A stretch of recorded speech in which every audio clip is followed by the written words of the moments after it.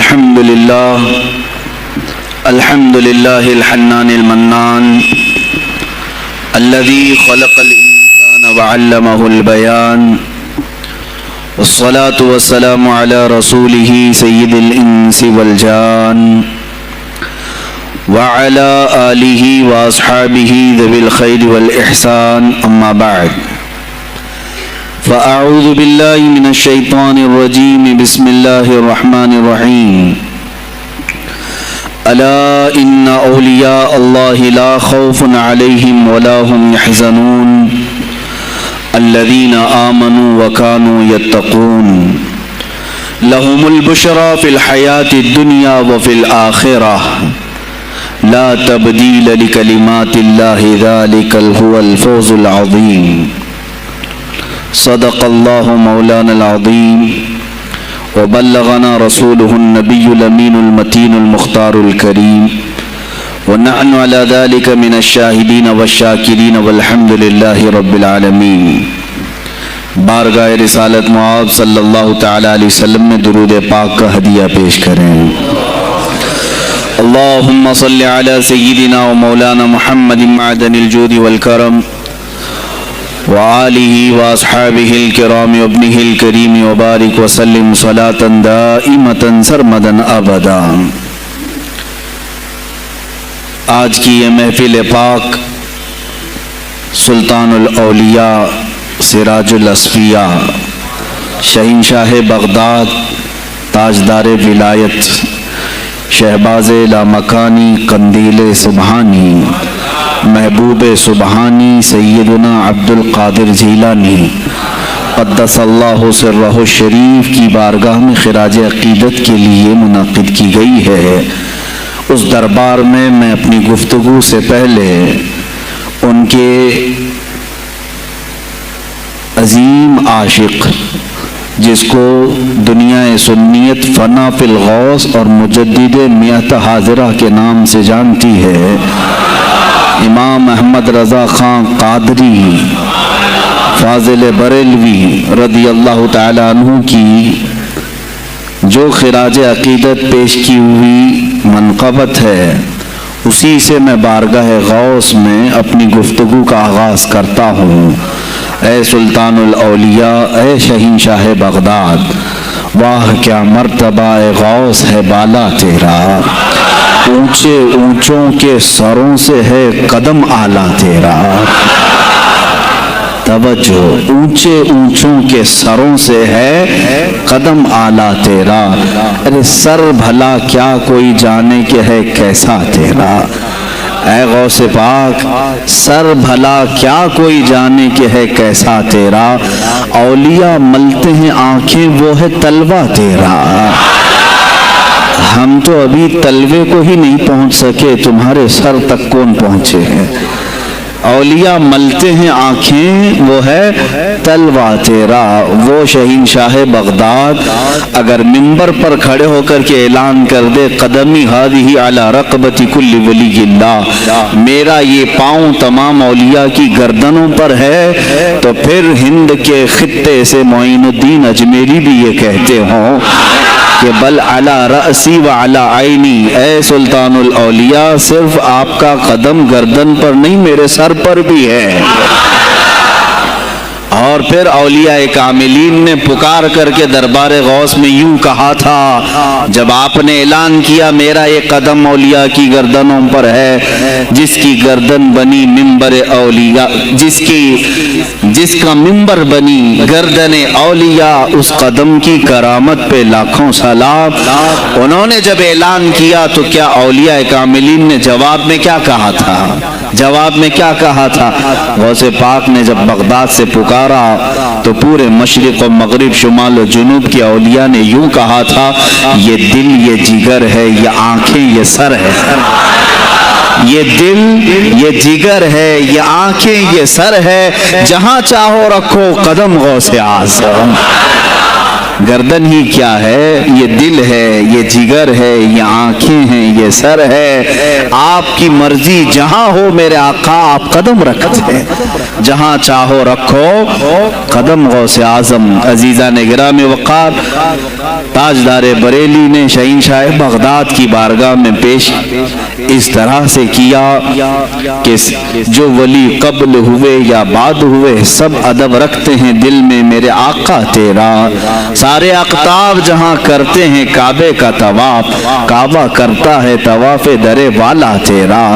ऐ शहींशाह Baghdad तेरी मेरी किस्मत की कसम खाएं सगाने बगदाद, हिंद में रह के भी देता रहूं पहरा तेरा, हिंद में रह के भी देता रहूं पहरा तेरा। सरकार बगदाद की बारगाह में फिर इस्तिगासा करते हुए आला हज़रत बरेलवी रहमतुल्लाह ताला अलैह यूं अर्ज करते हैं, ए शहींशाह बगदाद तुझसे दर, दर से सग और सग से है मुझको निस्बत, मेरी गर्दन में भी है दूर का डोरा तेरा।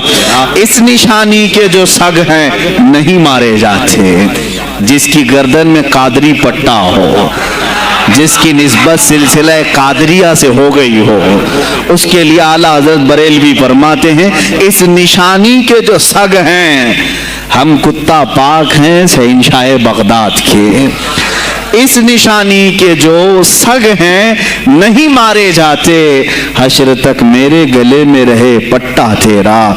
और ऐ सुनने वालों, मैंने अपने आप को सग कहा, कुत्ता कहा, तो कहीं तुम इस ख्याल में ना आ जाना कि कुत्ता मामूली होता है। आगे आला हजरत ने उसका भी सवाया कर दिया, क्या दबे जिस पे हिमायत का हो पंजा तेरा, क्या दबे जिस पे हिमायत का हो पंजा तेरा। अरे शेर को खतरे में लाता नहीं कुत्ता तेरा, शेर की तक परवाह नहीं करता गौसे पाक का कुत्ता।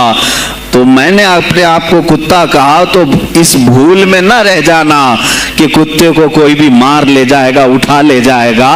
हमने कहा है दरबारे गौस का कुत्ता जो शेर को भी खतरे में नहीं लाता है।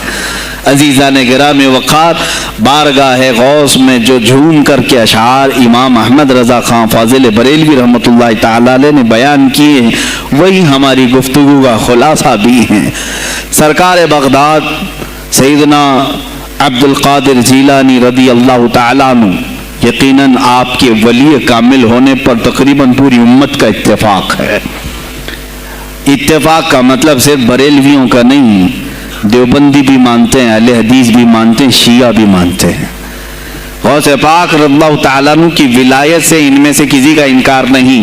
आज भी बगदाद में जाएं, लंगर बट रहा होता है, शिया भी खा रहे हैं। गौसे पाक रज़ियल्लाहु ताला अन्हु का लंगर आज भी बट रहा है। बगदाद की वो एक ऐसी बारगाह है जहां सुन्नी और शिया दोनों हैं, दोनों तस्लीम करते हैं उनकी विलायत को। अब रहे बात अहले हदीस की या देवबंद की, इनकी किताबें उठाओ तो पता चल जाएगा कि गौसे पाक के मुतालिक इन्होंने क्या क्या नहीं लिखा। पीरे पीरा मीरे मीरा शहींशाह बगदाद, बल्कि शेख इब्ने तैमिया जो हर वली की तनकीद करता था, हर सूफी पर तानो तशनीह करता रहा, उसने अपनी किताब में लिख दिया कि मेरे पास इतनी तवातुर तक, तवातुर कहते हैं इतने लोगों का बयान करना कि जिनका झूठ पर जमा होना मुहाल हो। शेख इब्ने तैमिया कहता है मेरे पास इतनी तवातुर से किसी और की करामतों का जिक्र नहीं पहुंचा जितना शेख अब्दुल कादिर जीलानी का पहुंचा है। अल-फज़्लु लिमा शहीद बिहिल आदा, फजीलत तो उसकी है जिसकी दुश्मन भी गवाही दे रहे हो।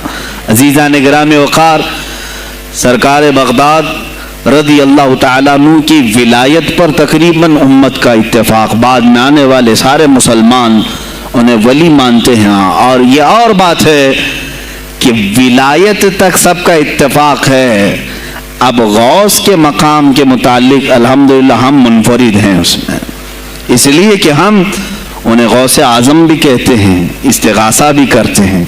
ये एक अलग टॉपिक है जहाँ शिरक बिदात और कुफ्र के फतवे लगते हैं कि बरेलवी اللہ کو چھوڑ کر اولیاء سے مانگتے ہیں، اور یہ بیویوں سے مانگ لیں تو کوئی حرج نہیں، ہاں اپنے بچوں سے مانگ لیں تو کوئی حرج نہیں، بلکہ چپراسی اور نیتاؤں سے مانگ لیں تو کوئی حرج نہیں۔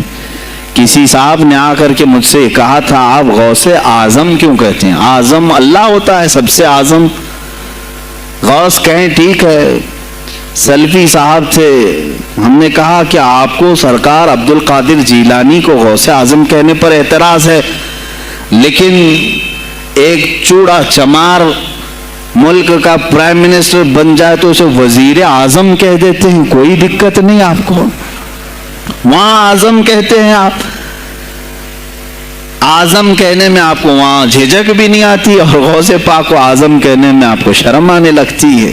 یہ اپنے اپنے نصیبے کی بات ہے، آپ کا اعظم کوئی اور ہے، ہمارا اعظم کوئی اور ہے۔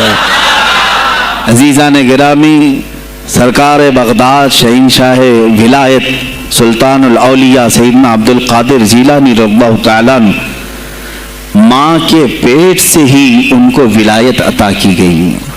یہ وہ اولیاء میں سے ہیں جن کا پیدائشی اللہ تعالیٰ نے منتخب فرمایا ہے۔ بلکہ جس وقت آپ کی ولادت ہوئی، یہ شعبان کا آخری دن، اور آپ کی والدہ ماجدہ کے بطن سے آپ اس عمر میں پیدا ہوئے جب عورتوں میں اولاد کی امید ختم ہو چکی ہوتی۔ آپ کی ماں کی عمر 60 سال کی تھی جب آپ پیدا ہوئے، یہ خود اپنے آپ میں ایک کرامت ہے۔ اور سرکار بغداد رضی اللہ تعالیٰ عنہ جب جیلان میں پیدا ہوئے تو آپ کا معمول تو دیکھیں، آپ کی ماں خود بتاتی ہیں، دوسرے سال غالباً لوگوں کو چاند میں شک ہو گیا، 29 کا چاند نظر آیا کہ نہیں آیا، بعض کہنے لگے ہو گیا ہوگا، بعض کہنے لگے نہیں ہوا ہوگا، تو یوم الشک کہتے ہیں، یعنی 30واں جو شعبان کا ہوتا ہے، وہ ایک رمضان بھی ہو سکتا ہے، 30 شعبان بھی۔ تو لوگ آئے حضرت فاطمہ ام الخیر کے پاس جو غوث پاک کی ماں ہیں، پوچھا کہ کل کا چاند ہوا کہ نہیں ہوا، ہمیں شک ہو گیا ہے۔ آپ نے کہا چاند ہو گیا ہے اور رمضان شروع ہو چکا ہے۔ کہا کیسے؟ کہا صبح سے میرا بیٹا عبد القادر دودھ کو منہ نہیں لگایا ہے، اور میرے بیٹے کا یہ معمول ہے، پچھلے رمضان سے ہی جس وقت غوث پاک پیدا ہوئے رمضان شروع تھا۔ ان کی ماں کہتی ہیں سحری سے لے کر افطار تک غوث پاک اپنی ماں کا دودھ نہیں پیتے تھے۔ یہ بچپنے میں ماں کی گود میں روزے کا آپ کے اوپر کوئی مکلف نہیں تھے، آپ احکام شریعت ابھی آپ کے اوپر لاگو نہیں تھے، لیکن اللہ کا ایک ولی آتا ہے تو وہ نظام خدا قائم کرنے کے لیے آتا ہے۔ آج میں اسی پر گفتگو کرنا چاہوں گا، اللہ کے اولیاء ظاہر کیوں ہوئے دنیا میں اور کیوں آتے ہیں۔ ان کا سب سے بڑا مقصد دنیا میں آنے کا، جلوہ بار ہونے کا، وہ یہ ہوتا ہے کہ نظام خداوندی کو زمین پر قائم کریں، جس کی کائنات ہے اسی کی بات یہاں پر قائم ہونی چاہیے۔ اب یہ باتیں وقت کے ساتھ گزرتی جاتی ہیں اور لوگ بھول جاتے ہیں۔ آپ سب کو پھر میں یاد دلا دوں، میرے عزیز، میں نے بھی اور آپ نے بھی اللہ سے ایک وعدہ کیا ہے، ہماری روحوں نے اللہ سے وعدہ کیا ہے۔ جب اللہ تعالیٰ نے ہمیں پیدا بھی نہیں کیا تھا اس وقت ہماری روحوں کو بلا کر اس نے ایک وعدہ لیا، الست بربکم، کیا میں تمہارا رب نہیں ہوں؟ میں تمہارا مالک اور خالق نہیں ہوں؟ تو سب کی روحوں نے کہا تھا قالوا بلا وربنا، کیوں نہیں مولا، تو ہی تو ہمارا رب ہے۔ رب تعالیٰ نے فرمایا کیا تم اسی وعدے پر برقرار رہو گے دنیا میں جانے کے بعد؟ سب نے کہا تھا ہم وعدہ کرتے ہیں مولا اسی پر باقی رہیں گے۔ یہاں آنے کے بعد کتنے وہ لوگ ہیں جو اس کی ربوبیت کا اقرار کرتے ہوئے اس کائنات میں صرف اس کے گن گاتے ہیں۔ کفار و مشرکین تو وعدہ خلاف ہیں، توڑ دیے، انہوں نے اللہ کے علاوہ کسی اور کو خدا بنا لیا، لیکن تم نے اللہ اکبر تو کہا، زبان سے تو تم نے تسلیم کیا، لیکن تمہارا رہن سہن یہ بتاتا ہے کہ تمہارا مالک کوئی اور ہے، کسی اور کو راضی کرنے میں لگے ہوئے ہو۔ کسی اور کی دریوزہ گیری کر رہے ہو، کسی اور کی خوشامدی میں کھڑے ہوئے ہو، درباروں کے آستانوں کے دروازوں پر تمہارا کھڑا ہونا گھنٹوں پر کسی کو راضی کرنے کے لیے، یہ تمہارا عمل بتاتا ہے کہ تم نے رب اعلیٰ کو اکبر نہیں سمجھا۔ وعدہ تو تمہاری روحوں نے کیا تھا کہ تیرے سوا کسی کو ہم حاکم نہیں تسلیم کریں گے، حاکم اعلیٰ صرف اللہ ہے۔ اولیاء کاملین یہی بات یاد دلانے کے لیے آتے ہیں، پھر تمہیں یہ یاد دلانے کے لیے آتے ہیں، اور جس شان سے وہ دنیا میں آتے ہیں بچپن سے ہی ان کے حالات ایسے ہوتے ہیں کہ شریعت طاہرہ کی پابندی ان کے ہر قول و عمل میں نظر آتی ہے، ہر قول و عمل میں۔ اس لیے کہ ہم جس کی زمین پر ہیں اور جس کی آسمان کے نیچے ہیں، بات ہوگی تو صرف اسی کی ہوگی، بات ہوگی تو صرف اسی کی ہوگی۔ مجھے ایک بات یاد آتی ہے، سرکار مفتی اعظم ہند رحمۃ اللہ تعالی علیہ، آپ کے سامنے کوئی صاحب تقریر کر رہے تھے، یہ زمین سب کی ہے، ان کی بھی ہے، ان کی بھی ہے، ان کی بھی۔ آپ نے کہا چپ رہو، زمین اللہ کی ہے اور صرف اللہ کا نام ہو۔ یہ سب کی ہمت نہیں بولنے کی، زمین اللہ کی ہے اور اللہ ہی کا یہاں پر اللہ ہی کی بولی بولی جائے، اسی کے لیے زیب دیتا ہے۔ جس کے گھر میں رہ رہے ہو اسی کی بات کرو۔ عزیزان گرامی اوقات، سرکار بغداد ان کی کرامات اپنی جگہ پر، لیکن ان کی زندگی کے کچھ اہم گوشے میں لے کر آج حاضر ہوں۔ آج ہمارے حالات کے اعتبار سے بھی ضرورت ہے اس کی۔ جب آپ پروان چڑھتے رہے اپنی ماں کی گود میں، بہت جلدی آپ کے والد گرامی کا انتقال ہو گیا۔ آپ سے خود پوچھا گیا تھا غوث پاک سے، آپ کی جوانی میں یا جب آپ کا شہرہ بغداد میں بہت ہو گیا تب پوچھا گیا تھا، آپ کو اپنے ولی ہونے کا احساس کب ہوا؟ غوث پاک سے ہی پوچھا گیا تھا، آپ کو کب پتا چلا اللہ نے آپ کو ولایت کا یہ مقام عطا کیا؟ آپ فرماتے ہیں جب میں 10 سال کا تھا، مدرسے جاتا تھا تو غیب سے ایک آواز آتی تھی، افصحوا فی المجالس لولی اللہ۔ غیب سے آواز آتی تھی، اے لوگوں مجلس میں جگہ چھوڑ دو، اللہ کا ولی آ رہا ہے۔ یہ آواز صرف میں نہیں، میرے استاد بھی سنتے، وہاں بیٹھے شاگرد بھی سنتے، اور سب کھڑے ہوتے تھے، جگہ دیتے تھے۔ غوث پاک فرماتے ہیں جب ہر بار مجھے یہ آواز آنے لگی تب مجھے احساس ہوا کہ اللہ تعالیٰ نے مجھے ولایت کا تاج پہنایا ہے۔ پھر آپ کو لہو و لعب میں، کھیل کود میں نہیں رکھا گیا۔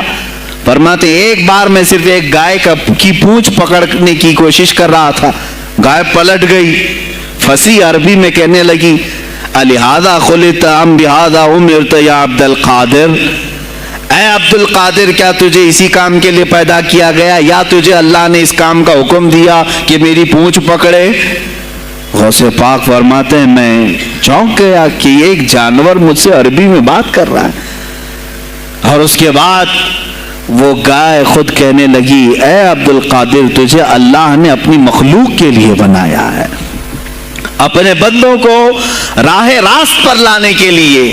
غوث پاک فرماتے ہیں اس کے بعد زندگی میں کبھی کھیل کود کی خواہش بھی نہیں آئی، کھیل کود کی خواہش بھی نہیں آئی، کبھی تصور بھی نہیں کیا۔ اور جب آپ جیلان سے نکل کر بغداد آئے، بغداد کے جو حالات تھے وہ آپ نے بہت قریب سے مشاہدہ کیا۔ میرے عزیزو، آج کے جو حالات ہیں نا، آج کے جو حالات میں نے پڑھا، اس سے بھی زیادہ ڈینجر حالات اس زمانے کے تھے۔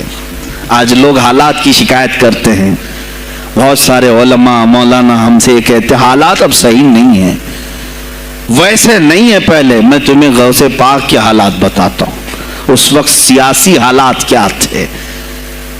اس وقت سیاسی حالات اتنے خطرناک ہو چکے تھے، بغداد میں شیعوں نے اپنا گڑھ جمایا تھا، یہاں تک کہ ہر عالم پر، ہر واعظ پر، ہر امام مسجد پر پابندی تھی۔ سیدنا ابو بکر صدیق اور حضرت عمر کا کوئی نام نہیں لے سکتا تھا، کوڑے مارے جاتے تھے۔ شیخین کا اگر کسی نے نام لے لیا کسی عالم نے، کوڑے مارے جاتے تھے۔ खलीफा वासिक बिल्ला तक ये तारीख चली बगदाद में, और सल्तनतें टूट चुकी थी, सियासी हालात इस कदर खराब हो चुके थे, छोटी छोटी टुकड़ियों में बट चुके थे मुसलमान। मिस्र की तरफ देखें तो फातिमी हुकूमत कायम हो गई थी, वो अपने आप को फातिमी कह रहे थे। बगदाद में अब्बासी खानदान हुकूमत कर रहा था, और वो भी सिमट करके सिर्फ बगदाद के अतराफ रह गई बस। फिर तुर्की की तरफ देखें तो सल्जूकी खानदान था, एक एक टुकड़ा हुकूमत कर रहा था, और ये ही आपस में दस्त बगरेबां थे, एक दूसरे से लड़ रहे थे। और फिर प्लस इस पर ऐसा कि बाजंतीनी जो ईसाई थे, सलीबी थे, इन सल्तनतों को आपस में लड़ा करके इस कदर शिद्दत पैदा कर चुके थे कि बगदाद वाला मिस्र नहीं जा सके, मिस्र वाला तुर्की ना आ सके। फिर इधर बुखारा, समरकंद, निशापुर, ये जो रशिया में है आज, उज़्बेकिस्तान वगैरह में, यहां अलग एक सल्तनत कायम थी, और हिंद में अलग कुफरिस्तान था। सब जगह अलग अलग हालात थे, और मुसलमानों के लिए उस जमाने में ऐसे हालात हो गए जैसे लॉकडाउन अभी का सेम। मैं आपको बता दूं सिचुएशन, लॉकडाउन में क्या हुआ था मालूम है? ये हमारे तलबा देखें 8 महीने से बैठे हुए हैं, मदारिस में नहीं गए, हिफ्ज़ कुरान कर रहे थे, आलिम दीन बन रहे थे, मदरसे बन रहे ना, घरों में बैठे कुछ तो आवारागर्दी कर रहे हैं। इसी तरह कॉलेज के बच्चे भी, स्कूल के बच्चे भी सब छूटे हुए हैं लॉकडाउन की वजह से। सेम यही सिचुएशन उस जमाने में हुई। बगदाद इल्मी मरकज था, कूफा और बसरा इल्म के मरकज थे। आपसी रंजिशों की वजह से बादशाहों की तलबा एक जगह से दूसरी जगह का सफर नहीं कर सकते थे। बगदाद के सारे मदरसे बंद पड़े हुए थे, क्योंकि तलबा आ नहीं सकते। कहां से आए तुम? मिस्र से आए, वापस जाओ, इस सल्तनत में क्या कर रहे हो?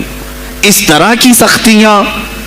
यहां तक कि यही जमाना है जब हसन बिन सबाह नाम का एक ऐसा मुनाफिक जिसने उस जमाने के बादशाहों को खरीद लिया और कुछ लोगों को नशे का खूगर बनाया। हशीशीन वगैरह आपने सुना होगा, सलाउद्दीन अय्यूबी का जमाना है। गौसे पाक से सिर्फ 4 साल बाद सलाउद्दीन अय्यूबी आए, सिर्फ 4 साल बाद। उस जमाने में हसन बिन सबाह ने हजारों नौजवानों को नशे का आदी बना दिया था, हजारों नौजवान।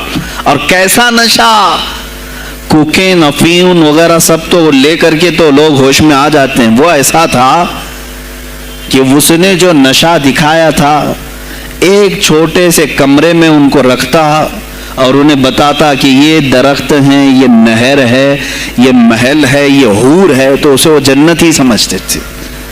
और फिर उस कमरे से बाहर निकालता उसको, तड़प तड़प के आदमी मर जाता कि मुझे मेरी जन्नत में वापस करो। वो जन्नत नहीं, कमरा होता था, लेकिन नशा उसे ऐसा कराया जाता था कि उस कमरे को वो जन्नत समझने लगता था। और उन नौजवानों से क्या कराया जाता था?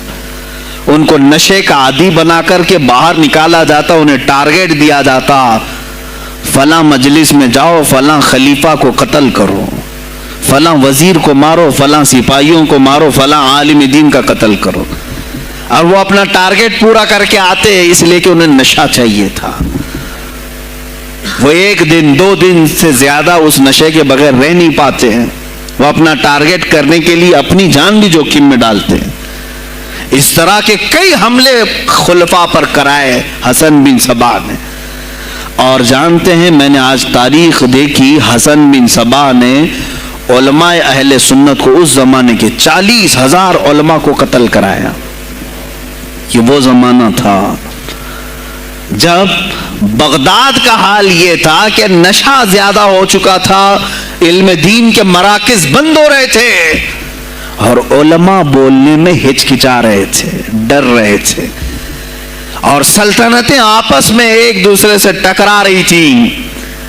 जो खलीफा बैठता وہ نہایت ہی عیاش قسم کا خلیفہ آتا تھا.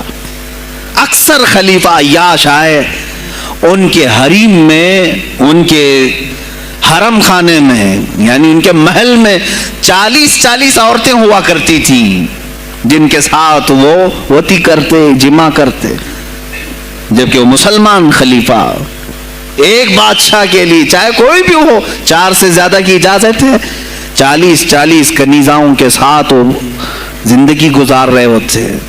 اس میں عیسائی بھی ہوتی، یہودی بھی ہوتی، سب قسم کی ہوتی. یہ خلفاء کا حال تھا. تم کیا کہہ رہے ہو ہمارے زمانے کو؟ ارے حالات برے ہیں، حالات برے ہیں.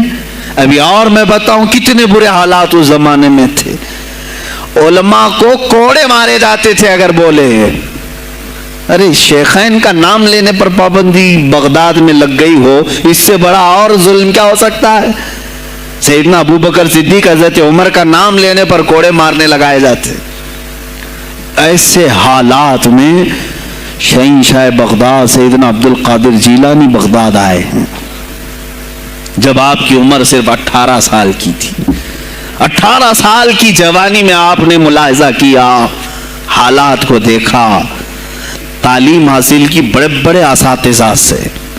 آپ کے اساتذہ فقہ میں الگ ہیں، حدیث میں الگ ہیں، تفسیر میں الگ ہیں، علم کلام میں، کئی علوم و فنون پہ آپ نے مہارت حاصل کی.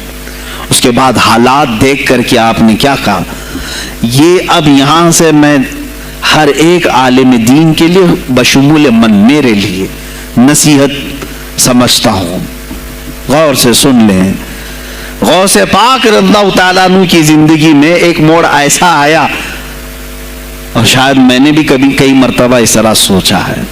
میں کمپیئر نہیں کر رہا ہوں، لیکن سنیں، حالات کو دیکھ کر کے غوث پاک نے جنگل کا رخ اختیار کر لیا. کیا لینا دینا ہے اس دنیا سے؟ اور آپ خود فرماتے ہیں کہ میرے دل میں یہ ارادہ تھا، نہ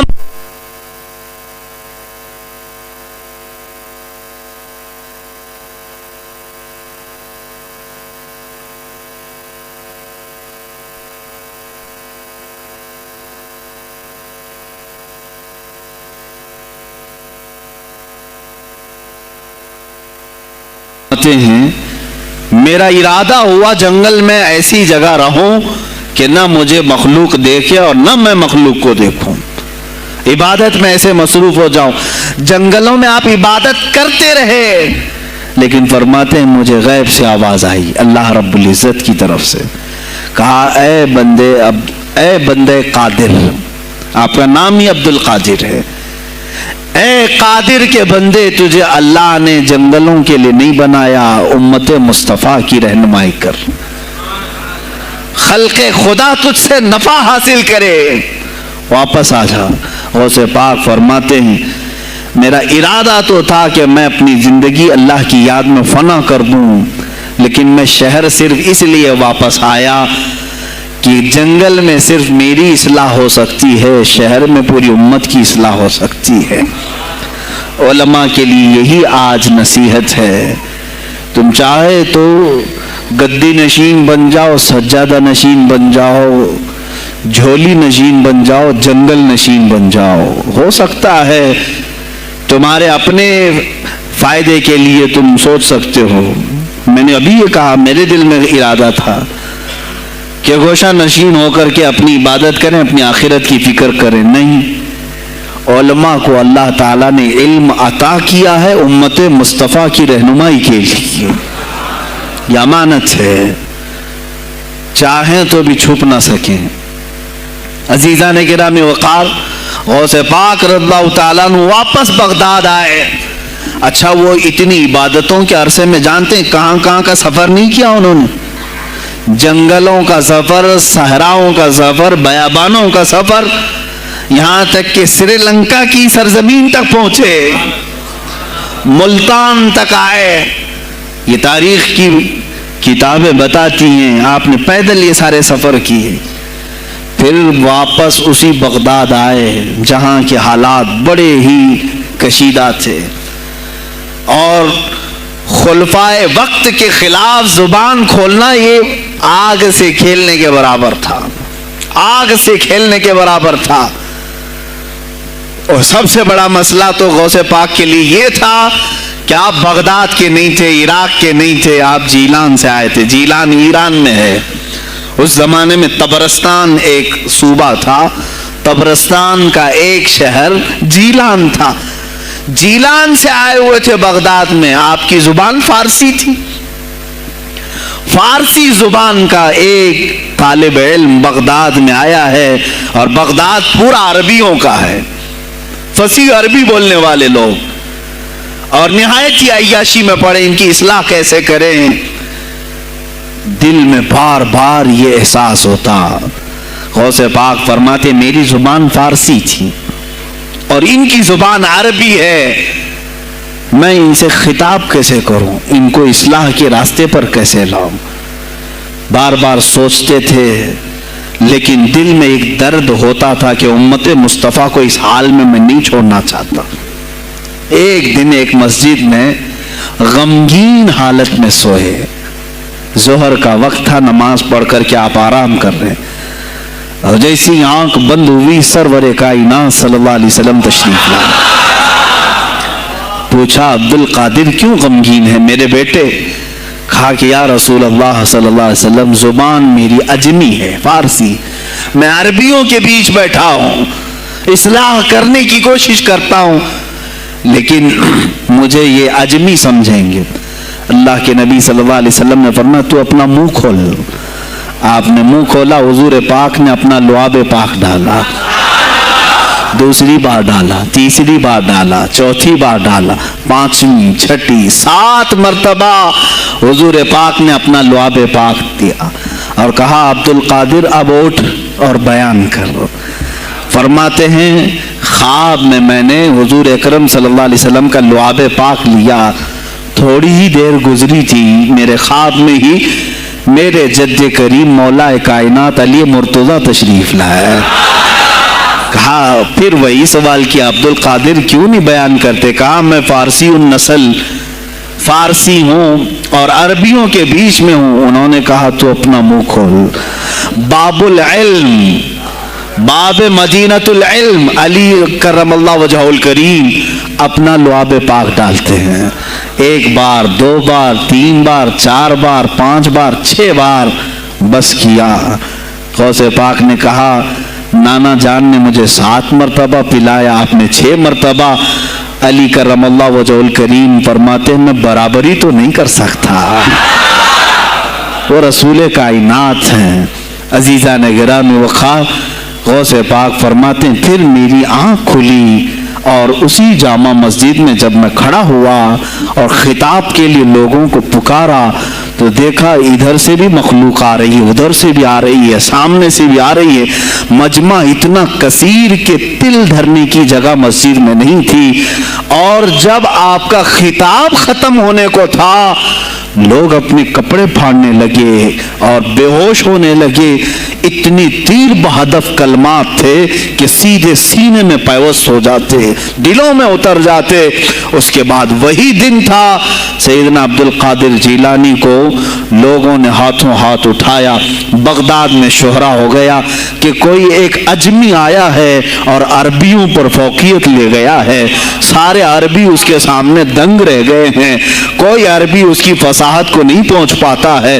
کئی لوگ امتحان کے لیے بھی آئے، ایسا نہیں ہے کہ غوث پاک کو یوں ہی چھوڑ دیا گیا۔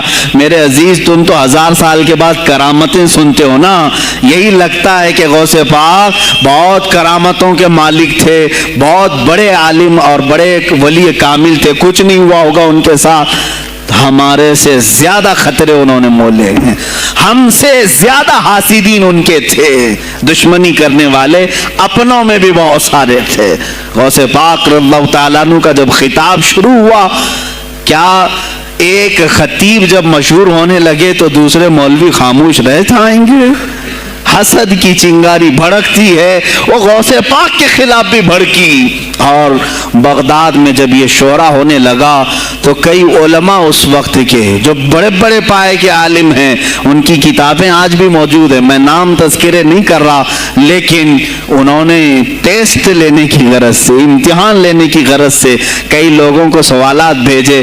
ایک دن مجلس میں ایسا تھا کہ غوث پاک تفسیر قرآن بیان کرتے تھے. تفسیر قرآن بیان کرنا غوث پاک کا محبوب مشغلہ تھا, روزانہ قرآن کی تفسیر عرض کرتے. ایک دن مجلس میں بڑے بڑے علماء کی جماعت, جس میں عبد الرحمن جوزی جیسے بڑے فقیہ محدث ہیں, ان کی ایک جماعت آئی. قرآن کی جو آیت کی تفسیر وہ کر رہے تھے, اس تفسیر کو کئی کتابوں سے انہوں نے اخذ کیا اور لے کر کے آئے, مجمع میں بیٹھے. غوث پاک نے تفسیر شروع کی. ایک آیت کی کتنی تفسیریں ہو سکتی ہیں, کتنی تفسیریں ہو سکتی ہیں. ایک تفسیر بیان کیا, اس کے بعد کہا اس آیت کی ایک دوسری تفسیر یہ ہے. پھر تھوڑی دیر کے بعد غوث پاک نے فرمایا اس کی ایک تیسری تفسیر یہ ہے. پھر کہا اس کی ایک چوتھی تفسیر یہ ہے. پھر کہا اس کی ایک پانچویں تفسیر یہ ہے. بیان کرتے جا رہے ہیں یہاں تک کہ 13 تفسیریں ہو گئیں. جو بیٹھے ہوئے تھے وہ آشش کرنے لگے. اس کے بعد اتنا ہی نہیں, آگے بڑھتے گئے. 40 تفسیریں ایک آیت کی آپ نے بیان کی. جو آئے تھے وہ کھڑے ہو گئے اور اس کے بعد غوث پاک رضی اللہ تعالیٰ عنہ کو دیکھنے لگے. غوث پاک نے ان کو مخاطب کر کے کہا, اے گروہ علماء, اے جماعت علماء, تم 13 تفسیریں یاد کر کے آئے تھے ایک آیت کی, کیا وہ میں نے شروع سے 13 تک صحیح بیان کیا؟ سب اپنے جبے اٹھانے لگے. کہا ہم تو یہ 13 تفسیریں پڑھ کر آئے تھے یہ سوچ کر کے کہ شیخ عبد القادر جیلانی کو 2-3 سے زیادہ تفسیریں نہیں آتی ہوں گی. 13 کے بعد آپ تو 40 تک پہنچے, وہاں تو ہمارا بھی علم نہیں پہنچا.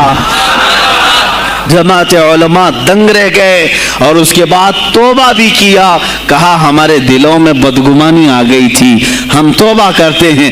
غوث پاک رضی اللہ تعالیٰ عنہ ایک اور مجمع ایسا ہے کہ اس میں 40 کے قریب علماء ہے. سوالات الگ لے کر کے پھنسائیں گے کسی طرح سے ان کو, ڈیفیکلٹ سوالات لے کر کے. ایک بات یاد رکھنا, مشکات شریف کی حدیث ہے, جس نے علم اس لیے حاصل کیا کہ کسی عالم کو نیچا دکھا دوں, اسے پھنسا دوں سوال کر کے, حضور فرماتے ہیں قیامت کے دن اسے آگ کی بیڑیاں پہنائی جائیں گی, اس کی زبان کو آگ کی کینچی سے کھینچا جائے گا.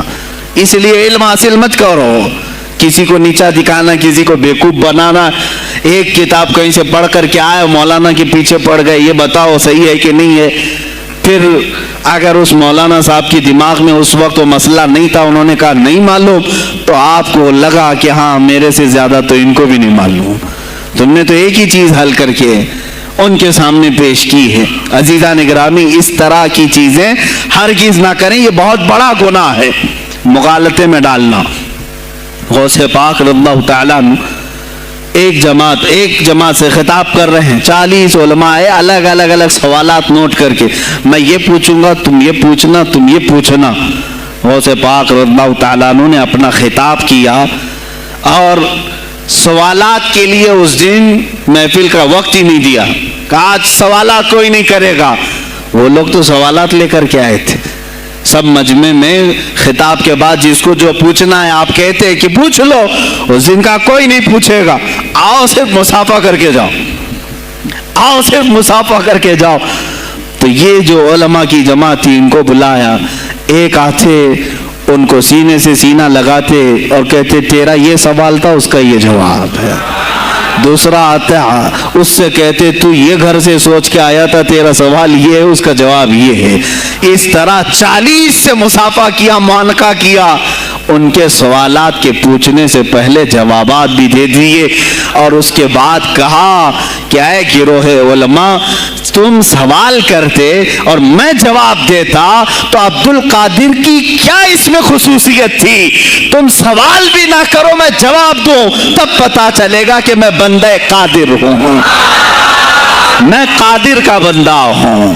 تم نے سوال بھی نہیں کیا اور میں جواب دوں تو تمہیں احساس ہوگا کہ میں قادر کا بندہ ہوں۔ اللہ رب العزت کا کی صفاتی نام ہے۔ عزیزان گرامی وقار، علماء نے تنگ کیا، پریشان کیا، آپ کے مجموعوں کو روکنے کی کوشش کی، لیکن ایسا نہیں ہے کہ غوث پاک نے ہر ایک کو اپنی کرامت سے زیر کر دیا ہو، ان علماء کو پورا سلا دیا ہو، نہیں، فیس کیا ہے، مقابلہ کیا ہے، پریشانیاں اٹھائی ہیں، اور خلفاء کے وقت کے سلاطین کی بھی بہت ساری ایسی سختیاں تھی جس کو آپ نے برداشت کیا۔ کئی لوگوں نے آپ پر پابندیاں لگانے کی کوشش کی تھی، یہ تو سرکار غوث پاک کی استقامت تھی کہ آپ جمے رہے۔ اور سب سے بڑا کام آپ کا کیا تھا معلوم؟ خانقاہ کے گدی نشینوں، غور سے سنو، جو غوث پاک کا نام لیتے ہیں، سرکار غوث پاک رضی اللہ تعالیٰ عنہ کی اس صفت کو میں بیان کروں تو یہ بغلیں جھانکیں گے۔ ابھی غوث پاک نے سب سے بڑا کردار کیا کیا جانتے ہیں آپ؟ لوگ کہتے ہیں خانقاہی ماحول قائم کرنا ہے، اللہ اللہ کرو، تسبیح لو، دلوں کی صفائی کرو، سب صحیح ہے، لیکن غوث پاک نے تقریباً 25 سال صرف جہاد پر بیان کیا ہے، صرف جہاد پر۔ کہا کہ اے گروہ مسلمین، تم پر اللہ نے ذلت مسلط کر دی ہے، اس لیے کہ تم نے کوششیں ترک کر دی ہیں، حکومتوں کو صحیح کرنے کے لیے آپ نے باغ ڈور سنبھال لی تھی۔ غوث پاک جب بیان کرتے ممبر سے تو وقت کا جو تخت تھا وہ بھی ہلنے لگ جاتا تھا۔ خلیفہ مستنجد باللہ، اس زمانے کا خلیفہ ہے، اور تنگ آ گیا غوث پاک کے پاس جب وہ بیان کرتے اور ان کی عیاشیاں کھول کھول کر کے ذکر کرتے تو لوگوں میں اب احساس جاگنے لگا، کوئی تو اللہ والا آیا ہے جو نظام خداوندی قائم کرنے کی بات کر رہا ہے، نظام مصطفیٰ قائم کرنے کی بات کر رہا ہے۔ بغداد کی یہ حالات جب ہونے لگے، میرے عزیزو، سلطان الاولیاء غوث پاک کی ہی شہ پر جانتے ہیں صلاح الدین ایوبی جیسا ایک مرد مجاہد پیدا ہوا ہے۔ یہ آپ کی تحریک تھی، غوث پاک کی تحریک تھی کہ جب بازنطینی عیسائیوں سے آپ نے اپنی پوری امت کو آگاہ کیا کہ تم سو رہے ہو، تم اپنی عیاشیوں میں ہو، تم اپنے نشے میں ہو، تمہارا دشمن تاک میں لگا ہے، گھات لگا کر کے بیٹھا ہے۔ اور ہوا بھی یہی کہ غوث پاک کے وصال کے صرف 10 سال بعد صلیبیوں نے حملہ شروع کر دیا بغداد پر، مصر پر، ترکی پر، ہر جگہ، اور یہی حملے کی وجہ تھی صلاح الدین ایوبی جیسا مرد مجاہد کھڑا ہوا، اور پھر انہوں نے پورے بیت المقدس کو فتح کر کے اپنے سر ایک صحرا باندھا۔ آج تک امت اس کے احسان کو یاد کرتی ہے۔ میرے عزیزو، غوث پاک کے زمانے کے ہیں صلاح الدین ایوبی۔ اتنا ہی نہیں، آپ ہی کی تحریک تھی، غوث پاک کی تحریک تھی کہ تم جوانوں کو تیار کرو، تمہاری زندگی عیاشی کے لیے نہیں، اللہ کا نظام قائم کرنے کے لیے ہے۔ تم اللہ کا نظام قائم کرنے کے لیے آئے ہو دنیا میں، کیونکہ اللہ نے تمہیں خلیفۃ اللہ کہا ہے۔ اللہ کے تم خلیفہ ہو، تم نائب ہو اللہ کے، تم یہاں پر اپنی موج مستی کے لیے نہیں آئے۔ ابھی زمین پر بات ہوگی تو صرف میرے مولا کی ہوگی، اس زمین پر بات ہوگی میرے مصطفیٰ کی ہوگی۔ یہ سیدنا عبد القادر جیلانی کا اعلان تھا۔ ہے کوئی آج پیران اسلام وہ اعلان کریں کہ آج اس زمین پر صرف ہم ناموس رسالت کی بات کریں گے؟ کون ہے؟ کیوں بیٹھے ہو؟ غوث پاک سے اگر تمہاری ادنا سی نسبت ہے تو پھر تمہیں اپنے جوانوں کو، اپنے مریدوں کو یہ سکھانا ہوگا کہ موٹے موٹے نذرانے دینے سے نہیں چلے گا، اپنی گردنیں حضور کو پیش کرنے کے لیے تیار کرو۔ तुम तैयार हो जाओ अपना खून और अपनी गर्दन बारगाह मुस्तफा में देने के लिए। ये आज तरबियत दो, वरना फिर दुश्मन तुम्हें कच्चा चबाने के लिए तैयार है, कच्चा चबाने के लिए तैयार। अजीज़ान गिरामी, मैं गौसे पाक की तहरीक आपको बता दूं कौन सी तहरीक थी। वो सलाहुद्दीन अय्यूबी जो बैतुल मुक़द्दस फतह किया, ये गौसे पाक की तहरीक है। और फिर चंद सालों के बाद पूरे आलम इस्लाम में जो खिलाफत उस्मानिया कायम हुई, गाजी अर्तगल जो आए, ये तहरीक भी गौसे आजम की पैदा की हुई थी। आपने जवानों को मुतहर्रिक किया था और फिर उम्मत का वो शऊर बेदार किया था जो उनमें मुर्दा कर चुके थे कुछ हुकूमत के कारिंदे। मैं समझता हूँ उस वक्त जितने खुलफा बैठे हुए थे खिलाफतों पर, तख्त पर, जो नाम के मुसलमान थे, या उसको हमारी जुबान में समझ लें सब कांग्रेस के थे, जो मुनाफिक थे, यानी दिखते थे बस, लेकिन अंदर से सब निफाक होता था, निफाक होता था।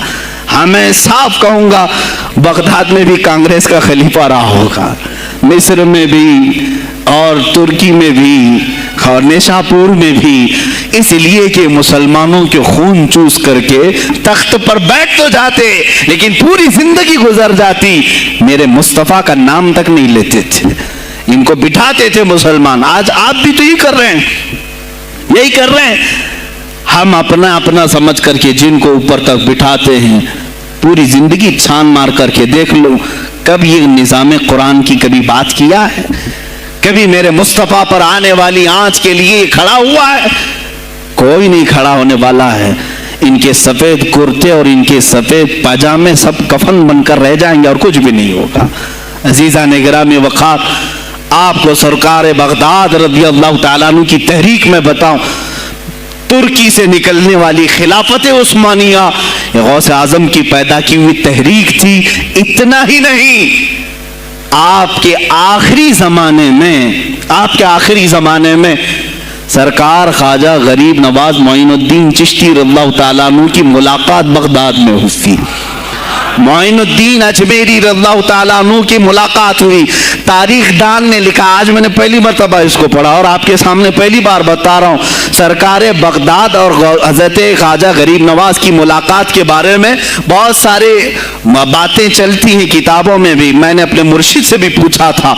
बहरहाल एक तारीखी एक किताब से मुझे आज ये बात मिली कि सुल्तानुल औलिया गौसे पाक ने हजरत ख्वाजा गरीब नवाज को क्या वसीयत की थी, क्या कह करके भेजा था उनके पास।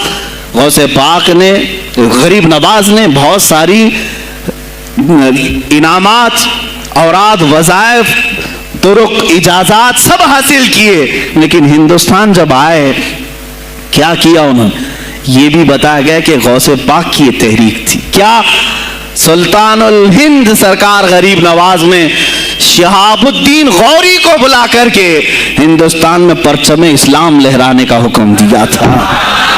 ये तहरीक भी सरकार गरीब नवाज ने लाई थी बगदाद के वली कामिल से। तुम क्या समझते हो, या औलिया खाली मुसल्ला लेकर के घूमते थे, या औलिया इकराम सिर्फ गद्दी नशीन थे? नहीं मेरे अजीजों, ये हुकूमत वक्त को आंख में आंखें डालकर बात करते थे और फिर निज़ाम मुस्तफ़ा की बात ललकार करके करते थे। आज के ज़माने में कुछ लोगों ने औलिया को ऐसा पेश किया है जैसे वो दुर्वेश है, बस जंगल में रहते थे और कुछ नहीं। नहीं मेरे अजीजों, वो अल्लाह के शेर थे, अल्लाह के शेर थे। इसीलिए तो इकबाल ने कहा है, अल्लाह के शेरों को आती नहीं रुबाई। वो कभी लोमड़ीपन का उन्होंने अपने आप में इजहार ही नहीं किया कि नहीं ये भी चलेगा वो भी चलेगा, कभी नहीं। वो गरजते थे अपने तख्त पर, अपनी खानकाहों पर। देखें, खलीफा मुस्तंजिद बिल्लाह, अबुल मुजफ्फर उसको कहते हैं, बगदाद का वो खलीफा, अब्बासी खलीफा, बड़ा ताकतवर, और उसी के ज़माने में गौसे पाक हैं। एक फारस से आने वाले अजमी अब्दुल कादिर, शेख अब्दुल कादिर, जब बगदाद की जामा मस्जिद में बयान कर रहे हो, दरो दीवार हिल रहे हैं। वह अपने खिलाफत के दरबार में बैठा है खलीफा, अचानक बहुत जोर की आवाज आई, پورے محل میں گونج گئی. پوچھا یہ آواز کیسی بغداد میں؟ لوگوں نے معلوم کر کے بتایا کہ شیخ عبد القادر جیلانی نے چھینک ماری, ان کے مریدوں نے صرف جواب دیا ہے.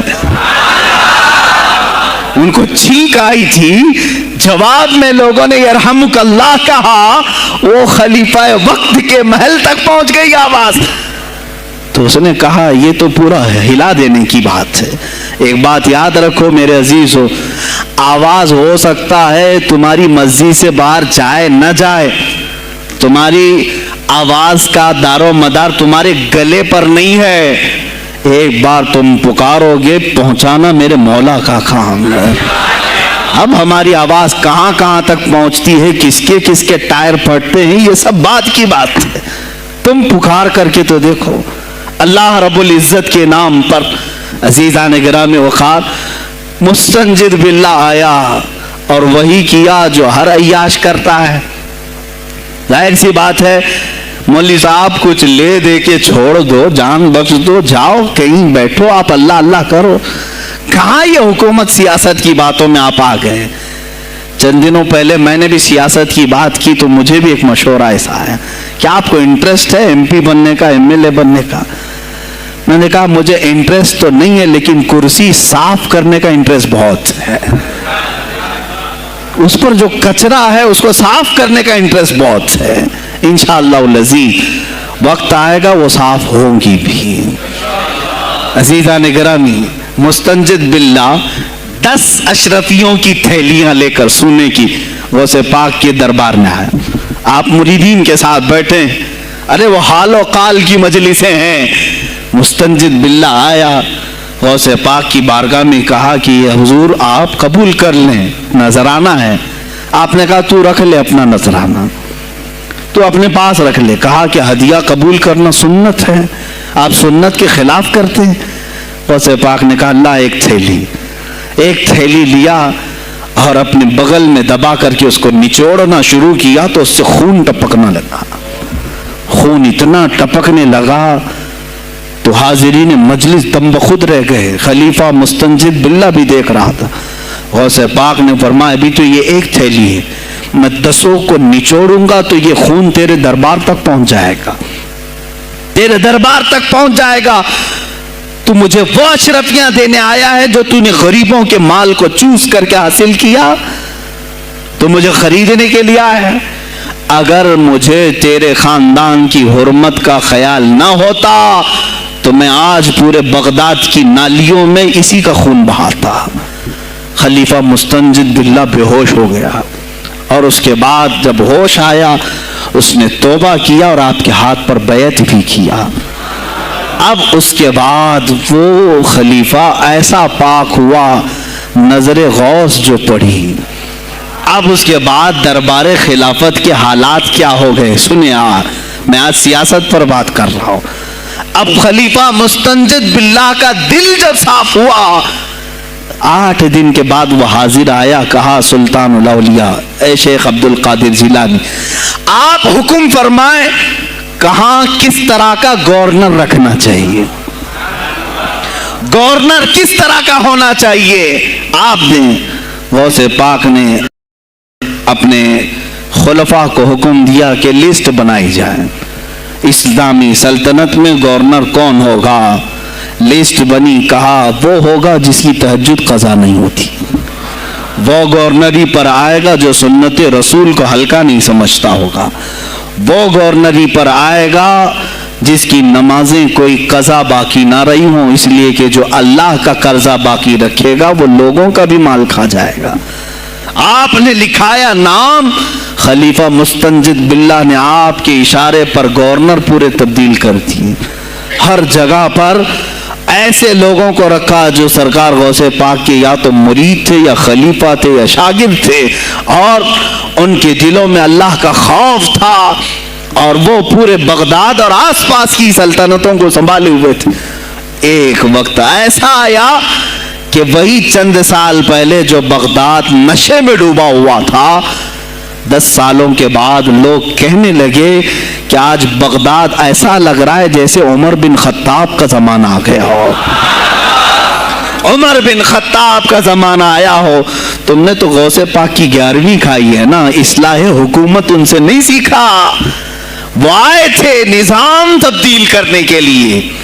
آج میں علماء سے بھی یہی کہوں گا، تم حق بات تو پہنچاؤ قوم تک۔ آج حالات ایسے ہیں میرے عزیزو، ڈر اور خوف ان کے سینوں پر طاری ہوا۔ کس بات سے ڈرتے ہو؟ کیا تم نے اللہ کی ذات پر ایمان نہیں لائے؟ یہ نہیں کہتے ہو موت و حیات اللہ کے ہاتھ ہے، رزق اللہ کے ہاتھ ہے، پھر ڈرتے حکومت وقت سے کیوں؟ مجھے ابھی چند دنوں پہلے ایک میسج یہ بھی آیا تھا کہ حضرت آپ تو پاکستان کے علامہ خادم حسین کی تعزیت پر بیان کر رہے ہو، آپ دیکھ نہیں رہے یہاں کا ماحول کیسا ہے؟ عزیزان گرامی، اس دن مجھے افسوس اس بات پر ہوا، سوال پر، ہائے افسوس، اس قدر تمہارے ضمیر مردہ ہو گئے، اس قدر تم بزدل ہو گئے، لاکھوں لوگوں کے دلوں میں شمع عشق مصطفیٰ جگانے والے پر تمہاری زبان بند ہے، تمہاری زبان بند ہے۔ میں نے صرف ایک جملہ کہا، کوئی فرق نہیں پڑتا، میں اس ملک میں رہ رہا ہوں جہاں کا پرائم منسٹر ایک سور خبیث فرانس کے صدر کے لیے ٹویٹ کر سکتا ہے، تو میں پڑوسی ملک کی کسی عاشق رسول کی تعزیت کیوں نہیں کر سکتا؟ کیوں نہیں تعزیت کر سکتا؟ اگر ہندوستان کی تخت پر بیٹھنے والے کو فرانس کے صدر سے کوئی دلی عشق ہے، محبت ہے، تم اس کی معشوقہ ہو یا محبوبہ ہو، مجھے فرق نہیں پڑتا، لیکن اتنا ضرور ہے عاشق رسول مشرق میں ہو، شمال میں ہو، جنوب میں ہو، مغرب میں ہو، جب اس کی روح جائے گی تو ہماری بھی روح تڑپے گی۔ ہماری ڈور بندھی ہوئی ہے مدینۃ الرسول سے۔ میرے آقا صلی اللہ علیہ وسلم کی جو بات کرے گا وہ پھر کسی بھی ملک کا باشندہ ہو، تم کہتے ہو تعزیت کے لیے، ارے میرے عزیز، اگر میں سامنے ہوتا تو اس کے قدموں کی خاک میں اپنے امامے پر رکھتا۔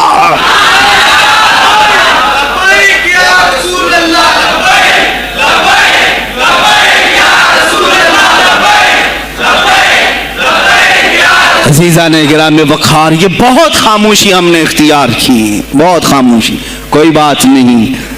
تم دیکھو گے حالات خراب ہونے کی جو شکایات آج کر رہے ہیں علماء، تم سب کے سب جاؤ گے۔ مجھے ابھی بچوں نے بتایا کوئی کانگریس کے لیڈر کا انتقال ہو گیا تو پیر صاحب تعزیت کے لیے باہر کھڑے ہو گئے، باہر آ گئے، ہم ان کی تعزیت کرتے ہیں۔ ڈوب مرو چلو بھر پانی میں، تمہاری گدی پہ ہی مر جاؤ۔ تمہاری زبانوں پر جب عاشق رسول کے لیے تعزیت کے الفاظ آنے میں ہچکچاہٹ آتی ہے، کون سا عشق رسول، کون سا کلمہ تم نے پڑھا ہے؟ غوث پاک کی اگر تمہارے اندر ذرا برابر بھی نسبت ہے تو میں کہوں گا میرے عزیزو، سلطان الاولیاء غوث پاک عاشق رسول ہی نہیں، فنا فی الرسول تھے۔ میرے نبی کی بات پر اگر کوئی انگلی بھی اٹھاتا، آپ یا تو اپنی کرامت سے اس کا منہ توڑ جواب دے دیتے۔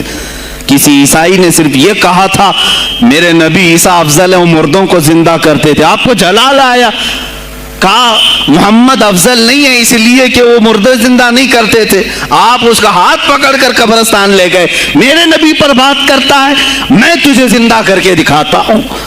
اپنی کرامت سے مردے کو زندہ کر کے دکھایا۔ اب بول کون افضل ہے، عیسیٰ افضل ہے کہ میں افضل ہوں؟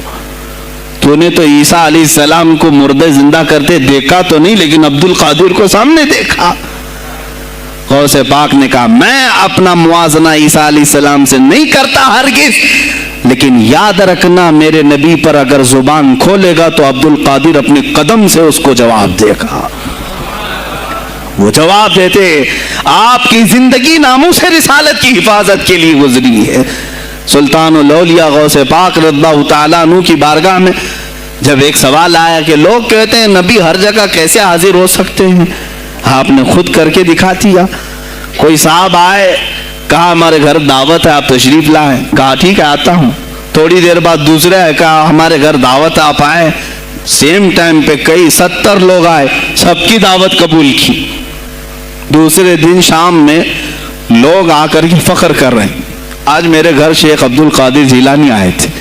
दूसरा कह रहा नहीं मेरे घर आए थे, तीसरा कह रहा मेरे घर आए थे। एक वक्त में सब घरों पर कैसे? सबों ने कहा उन्हीं से पूछते हैं वो कहां गए थे। जब लोग आए तो सुनने में आता है कि आप एक दरख्त के नीचे बैठे थे। लोग सवाल करने के लिए आए, सब आपस में कह रहे हैं हमारे घर आए थे, हमारे। आप बताएं क्या किसके घर गए थे? तो उन्होंने कहा दरख्त के ऊपर देखो। तो लोगों ने दरख्त के ऊपर निगाह डाली तो देखा हर पत्ते पर शक्ल अब्दुल कादिर नजर आ रही है। फरमाते हैं अल्लाह ने अब्दुल कादिर को ये इतनी कुदरत दी है कि बैक वक्त वो कई जगहों पर हाजिर हो सकता है। तो जब एक गुलाम रसूल को अल्लाह ने ये ताकत दी तो रसूल मुख्तार को कितनी ताकत दी होगी। उन्होंने नामों से रिसालत को वाज़ेह किया है। मेरे अजीजों, औलिया कामिलीन इसीलिए आते हैं, वो नबी का परतव बन करके आते हैं। और आज उनके नाम की 11वीं खा करके मोटे हो रहे हैं, बस और कुछ नहीं। और लोग ये समझते हैं नफ्स को मोटा करके तुम अपनी जुबानों में घी लगा चुके हो, बोलोगे तो पकड़े जाओगे, बोलोगे तो तुम्हारे ऊपर केस हो जाएगा। हो नहीं तो मेरे अजीजों, आज तो हालात ऐसे हैं, मैं रो पड़ा कल जब मुझे ये रिपोर्ट मिली कि सिर्फ हिंदुस्तान की सोशल मीडिया पर 25,000 पोस्ट मेरे नबी की शान में गालियां दी गई हैं। 25,000 लोगों ने गुस्ताखी की है। तुम भी तो रात भर इंटरनेट चलाते हो, पूरा का पूरा वक्त अपने मोबाइल में सर्व करते हो। जाना है तुम्हें भी मेरे आका की बारगाह में, याद रखना हुजूर पाक सल्लल्लाहु तआला अलैहि वसल्लम के दरबार में जाने वाले हो और तुम्हारा कोई उज़्र कबूल नहीं किया जाएगा। हजरत साद बिन रबी की वो बात मुझे याद आती है, जंगे उहद में हुजूर की हिफाजत के लिए लड़ते लड़ते मैदान में ऐसे आ गए थे काफिरों के कि आपके गोश्त के टुकड़े उड़ रहे थे, जिस्म के गोश्त के टुकड़े उड़ रहे थे। मेरे आका देख रहे थे। शाम का वक्त हुआ, उहद का मैदान, हवाजें, सन्नाटा, 70 लाशें पड़ी हुई थी साहबा की। अल्लाह के नबी ने पुकारा मेरे साद को ढूंढो, कहां है साद, कहां है? साहबा कहते हैं हम आवाज देने लगे, साद तुम जिंदा हो, रसूल तुझे बुला रहे हैं। हजरत साद बिन रबी 7 लाशों के नीचे दबे हुए थे और सांसें भी चल रही थी, सांसें चल रही थी। साहबा ने जब आवाज देना शुरू किया कि रसूल पाक याद कर रहे हैं, वहीं से वो हरकत करने लगे। अंदर से आवाज दी, ए जवानों, साद जिंदा है, मैं यहाँ लाशों के नीचे दबा हुआ हूं। हटाई गई लाशें तो देखा उनके जिस्म में कुछ बचा ही नहीं था, कुछ नहीं था, सब फट चुका है, पेट को तक चाक किया गया है, सांसें बाकी। साद बिन रबी कहते हैं, ए सहाबा, शायद मैं रसूलुल्लाह तक नहीं पहुंच पाऊंगा, हुजूर ऊंचे टीले पर बैठे हुए हैं, शायद नहीं पहुंच पाऊंगा, मेरा सलाम मेरे नबी तक पहुंचा देना, हुजूर तक पहुंचा देना। लेकिन आने वालों को क्या कहा जानते हैं? मैं ए जवानों तुम सबसे कहूंगा आज के हालात में। साद इब्न अबी रबी कहते हैं, ए सहाबा, मैं तो जा रहा हूं, मेरी आखिरी सांसें हैं, लेकिन अगर तुम्हारी आंखें चमकती रही, तुम्हारे जिस्मों में जान बाकी रही और मेरे नबी पर अगर किसी ने उंगली उठाई और गाली दी, मैं क़यामत के दिन उसे नहीं छोड़ूंगा। और याद रखना, अल्लाह की बारगाह में तुम्हारा कोई उज़्र कबूल नहीं किया जाएगा अगर तुम्हारे जीते जी तुम्हारे नबी की जात पर किसी ने कीचड़ उछाला। हजरत साद रबी इतना कह करके इंतकाल हो गए, वो हुजूर तक पहुंचाए भी नहीं जा सके। ऐ मेरे अजीजों, ऐ जवानों, तुम क्या समझते हो कि तुम दुनिया से इसी तरह निकल जाओगे? कुरान में भी अल्लाह ने कहा, हम हसीब तुम अन तदखुलुल जन्नत, तुम ये सोच करके बैठे हो कि हम जन्नत में चले जाएंगे। पीर साहब का दामन पकड़ लिया है, मुझे तो जाना ही है जन्नत में, पीर बख्शवा देंगे हमें। تم برس میں ایک مرتبہ 11ویں کر کے اور فاتحہ نیاز کر کے سمجھتے ہو اسلام کا حق ادا کر دیا. یہاں تمہارے نبی کی عظمت پر روز بروز حملے ہو رہے ہیں. آج کفر کھل کر کے آیا ہے سامنے, نہیں دیکھتے آپ؟ کفر کھل کر کے سامنے آیا ہے تعصب کے ساتھ. ہر شہر میں جاتے ہوئے گنڈے للکار رہے ہیں اسلام کے خلاف ہمارے ملک میں. اگر میں کھل کر کے آیا تو میرا کیا جرم ہے اس میں؟ میرا کیا قصور ہے اس میں کہ آپ بھی میں نہ بولوں؟ ہاں آج تمہارے پاس طاقت ہے, پاور ہے, جو کچھ بھی اثر اور رسوخ ہے, اس سے زیادہ کیا کرو گے کہ تم مجھے جیل میں بند کر دو گے؟ میں کل کی تفسیر میں بھی یہی کہا. ایک مولانا صاحب نے کہا کہ آپ اتنا بول رہے ہیں, آپ پر ایسے ایکٹ لگائے جائیں گے کہ زندگی بھر آپ کی ضمانت ہی نہیں ہوگی. آپ پر ایسے قانون لگائے جائیں گے کہ آپ کی زندگی بھر ضمانت ہی نہیں ہوگی. میرا دل یہ کہتا ہے اے لوگوں, اس طرح جی کر فائدہ بھی کیا؟ ایسی آزادی کس کام کی جس میں روز اٹھتے ساتھ میرے نبی کی شان میں گستاخیاں ہم سن رہے ہوں اور حضور کو کوسا جا رہا ہوں, ہم کھاتے پیتے گھوم رہے ہوں. اس سے بہتر ہے کہ جیل کی کوٹری میں ہم زندگی گزار لیں, کل بارگاہ مصطفیٰ میں اٹھنے والا چہرہ تو رہے ہمارے پاس. اگر اللہ کے نبی صلی اللہ تعالی علیہ وسلم نے سوال کر لیا پکڑ کر کے کہ تیرے زندگی میں, تیری جوانی میں مجھ پر تو لوگ رنگیلا رسول کہہ رہے تھے, تو کیا کہہ رہا تھا؟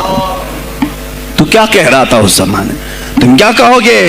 اے اللہ کے نبی میں مزدور تھا, میں کچھ نہیں کر سکتا تھا, میں غریب تھا, کام کاج کرتا تھا, میں کچھ نہیں کر سکتا تھا. یاد رکھو اس وقت میرے آقا تمہارے سامنے بلال حبشی کو لا کر کھڑا کر دیں گے. یہ کیا تھا بلال؟ یہ تو غلام تھا. اس کی پیٹھ پر سل رکھ کر کے پیٹھ گلا دی جاتی, تب بھی اپنی زبان پر میرا نام لینا نہیں چھوڑتا تھا. تم کون سی مزدوری کی شکایت لے جاؤ گے؟ بہانہ کرو گے اللہ کی بارگاہ میں, رسول کی بارگاہ میں بہانہ کرو گے.